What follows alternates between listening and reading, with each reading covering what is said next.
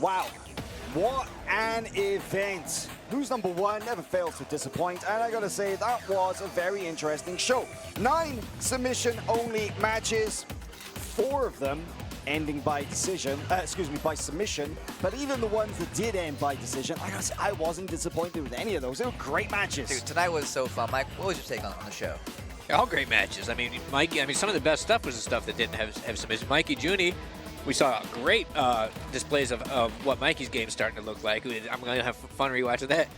Craig's match, Craig spent more time in that match than his previous 3 victories combined. Seeing Craig doing some wrestling and some passing was interesting. Ty's guard looked good, too. I mean, both guys looked great in that match. I'm probably going to go home and rewatch the co-main and the main first thing. Do we have some highlights we want to play of Craig and... Well, we do. Let's play the highlights from that main event first of all, I think. It's Craig Jones versus Ruotolo, 15 minutes of action, and this was me. That was one of the best moments. That lovely use of the kind of the inner reaping throw, Uchimata style in judo. But man, this is such a different Craig Jones. And what do you think? He says in his post-match interview that he was winging it. I don't think so. I think John Danaher deployed a wrestling team on us tonight. Craig and Taza were both clearly looking for the takedown.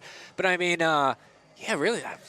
Ty looked great. I mean, that buggy choke just makes it a whole different game when you're passing on them because, like Craig said, you don't want to get tapped by that. The main event, embarrassing. The main event on who's number one, you don't want to get buggy choked. He actually had to go back and repass the guard because what else are you going to do? We should stop calling it. It should just be renamed the Ruotolo choke at this time because these guys are doing that at the highest level, just on the regular. You know what's coming. It's just like their Darcy. You know what's coming. It's their Stone Cold Stunner.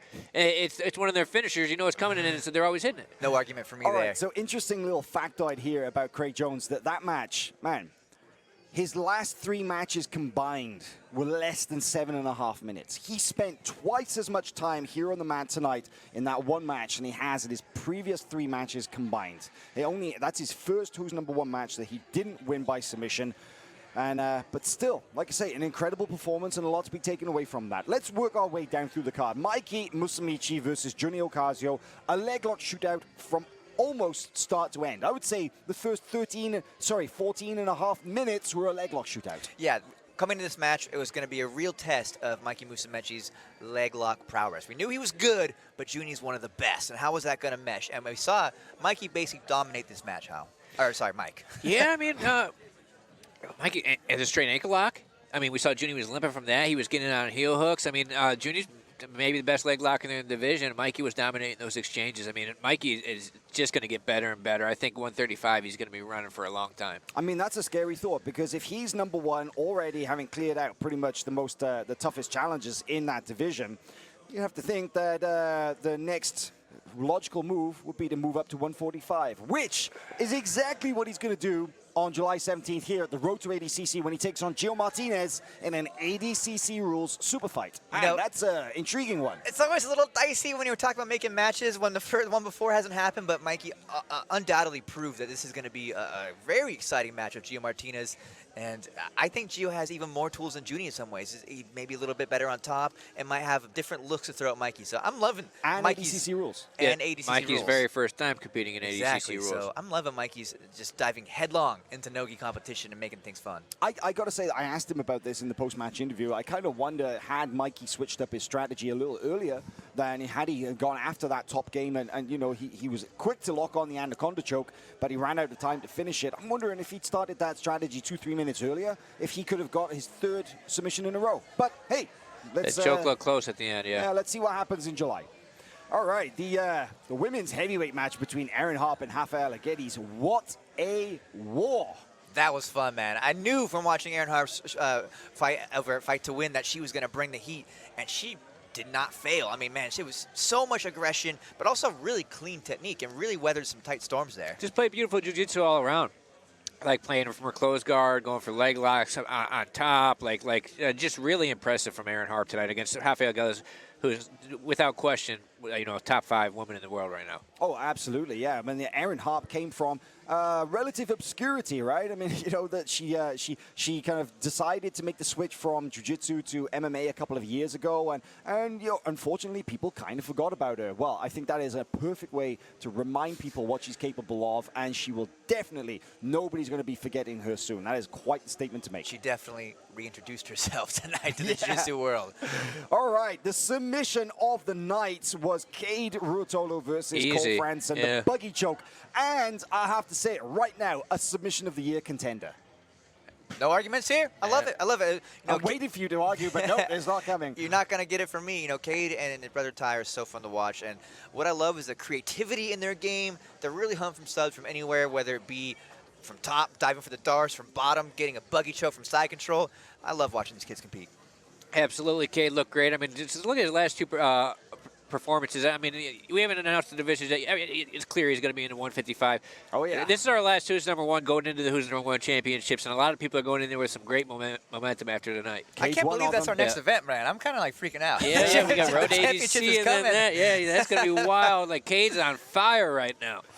So just moving on down the card, Andrew Wiltse had a pretty tough battle with Gabriel Almeida, but was successful in finding the submission with the rear naked choke. That wasn't an easy match for Andrew, but managed to flip the switch, right? Competing with Rafaela match for match of the night. I mean, I like how this was a comeback with the submission victory. It's like Andrew was losing, I think, at both of the judges' favors, right? Right. And then he ends up getting on top. You can see that Gabriel's fading a little bit. He hits the single, goes right to the knee slide, gets on the back, finishes the same way he always does, isolates the arm, one arm choke. It was a wonderful match to watch. Classic Wiltse finishing sequence. Yeah, now, that entire takedown to the knee cut, to the bat take and finish, I mean, it's clinical, and it happens so fast. He does like 6 things in a minute. It's really, really fast. You guys been seeing me harassing Andrew, saying I'm going to bulldoze his house if he pulls guard or his box. But this is why, I mean, I literally competed against this guy at Wipeout. I've known him forever. He can wrestle with anybody on earth. In jiu-jitsu, like his wrestling is maybe the best in the division. So I think if he does this and takes people down and does that buzzsaw passing, he's a prop for anybody. Oh, Got to plug Fix My Game. You want to learn how to do that stuff? Watch Fix My Game with Andrew Wiltse. Came out last week, right? It came out just 2 days ago. It's cranking. Oh, okay, there you go. Yeah, Fix My Game with Andrew Wiltse, buzzsaw passing, and how to kill your partner with side control pressure. It's literally the meanest shit ever, but you should do it. Love it. Mikael Galvao versus Oliver Taza, a 15-minute match ending via decision. Okay, you mentioned it there about the wrestling, okay? We saw a lot of wrestling in this match, and Taza lost the decision, but I got to say, I don't think if I was Taza, I would be too unhappy with that performance. No, I mean, there was a lot of positive stuff from him there. I mean, I don't think anybody got any real good deep submission attacks. I mean, this feels like it was years ago at this point, but... Yeah, I mean, he seemed like he couldn't control Mikhail, right? Like, Mikhail was so young and explosive and athletic. Like, when Taza would get on the leg, he couldn't control him to finishes. Mika had some great techniques as well, though. Like that throw with the overhooks was amazing. And really, he's, like the Ruotolos, so creative and open with his game. It doesn't really matter where he is. He's finding a submission attack, and a really, really fun, high-paced match. Strong showing from Mika, who, again, demonstrated his leg lock awareness and acumen by fending off Oliver Taza, one of the very best in his division in the world. So both guys, strong showing, great match. Absolutely, absolutely, a great way to kick off the main card. The prelims were a lot of fun as well. We had two submission victories in 3 matches on that prelims, and of course, Hywel Teague hit the second fastest submission in Who's Number One history with an incredible armbar versus Miha. Man. Let's play a clip of this. I think the best thing to do is just play a clip of this, because the submission against Miha, it was a diving Kimura that led to the armbar finish. It was spectacular. Nobody's ever going to beat Nicky Ryan for fastest submission, because it was the funniest matchmaking of all time. It's him versus Tony Ramos, who'd never even done jiu-jitsu. But, I mean, second best, there's nothing wrong with that. We got a clip of that? I'd love to see a clip of that. If we have a clip of Hywel versus Miha. All right, here it is. Yeah, look at this. The failed judo throw, Hywel on the back. And so much happened in such a short time. It was like, a couple of seconds. Yeah. But here's the armbar. He managed to get the finish. It was a verbal tap.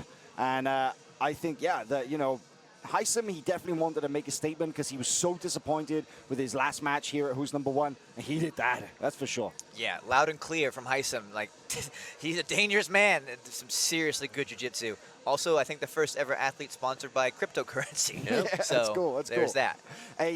Just a quick shout out to our other 2 prelim matches. Cody Steele versus Philip Rowe. One of the most unorthodox and entertaining matches I've seen go 15 minutes. We got to show Daniel Kelly's sub, too. And Daniel Kelly's knee bar against Jesse Philip Crane. Rowe wins the most entrance walkout of all time, right? That's worth a highlight in itself. Yeah, no, if we can, let's play the submission of Danielle Kelly versus Jessica Crane, because that was a very definitive submission win in 3 minutes as well. So again, a pretty quick one. I want to say that now puts Danielle in the top 10. She's now 8th fastest submission in Who's Number One history. That's one of those matches where I'm kind of sad, for Jessie Crane, but so happy for Danielle Kelly, because she took her loss against Jessica Khan really hard, and she was very open about it on her social media, saying that that was not her night, and she was very disappointed. She really had something to prove. She mentioned it in her pre-event interview, and so to have that kind of go in her favor tonight, it's a kind of a feel-good story. Women's Fastest 115. submission in a women's match as well.